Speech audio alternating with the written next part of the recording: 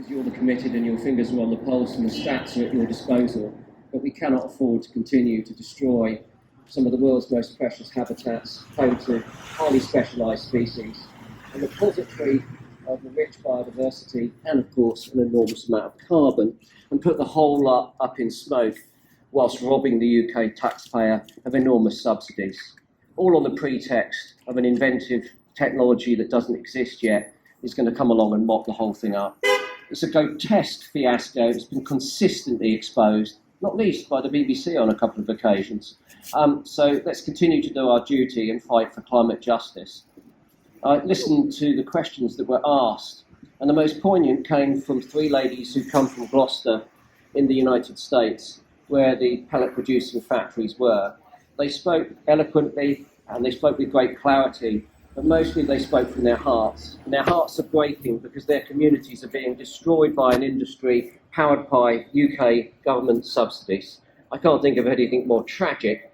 Perhaps only a parallel will be standing in those old growth forests in British Columbia, homes of murrelets, owls and caribou, which are being torn down on the pretext of a green energy solution in another part of the world.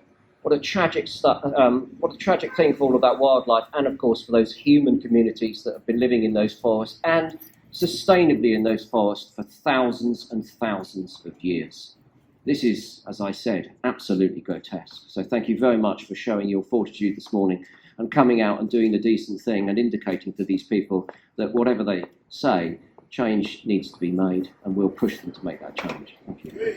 Yeah! These people are continuing to make huge profits. They're continuing to attract £2 million a day in government subsidies, despite the fact that they have been had legal actions, fines imposed on them. They've been subjected to television, exposes, and government investigations. They are carrying out a horrendous, egregious, mendacious, scandalous, illegal, and hugely damaging operations to people and planet.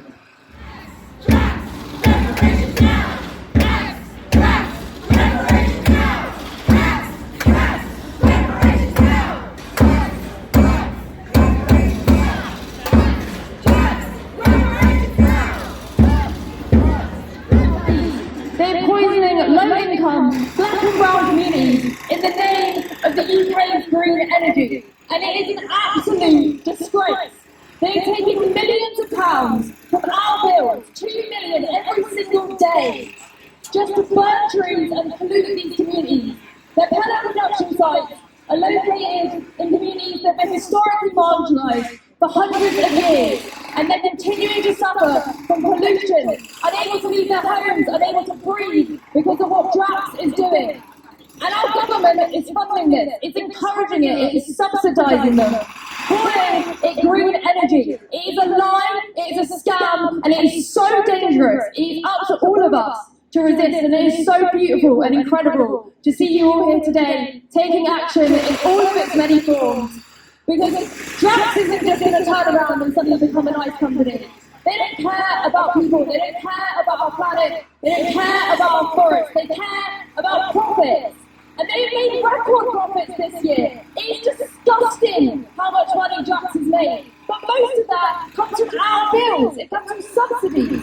This money is meant for genuine renewables, not chopping down forests, burning them, which emits more carbon than coal, and also poisoning communities. It is past time for Drax shut down. It is a disgrace that this company still exists. It is a disgrace that our government subsidises them and funds them. It's time to act Drax reparations now. Act Drax reparations now. Act Drax reparations now. Act Drax reparations now. Act Drax reparations now. Act Drax reparations now. Act Drax reparations now. Act Drax reparations now. Act Drax reparations now. Act Drax reparations now. But I guess we shouldn't be surprised that once again Drax is trying to shrug off responsibility and accountability. They're poisoning communities, they vastly underpay their own workers, they're not even giving them a £1 pay pay rise their canteen workers. And they scam the public, that's bill payers, out of £2 million each and every day. So it's about time for Drax to pay reparations, pay back some of those millions in reparations. Whole communities are struggling to breathe, whilst they're also lobbying the government for even more money to fund Drax, which is unproven carbon capture technology, and will cost the public billions more and lock us into tree-burning energy for decades to come. So Drax needs to fess up, actually be honest for once in their lives, take responsibility, pay reparations, and we need a breakout from Drax from dirty tree-burning energy. Reparations now, axe Drax! Axe Drax! Axe Drax! Axe Drax! Axe Drax! Thank you.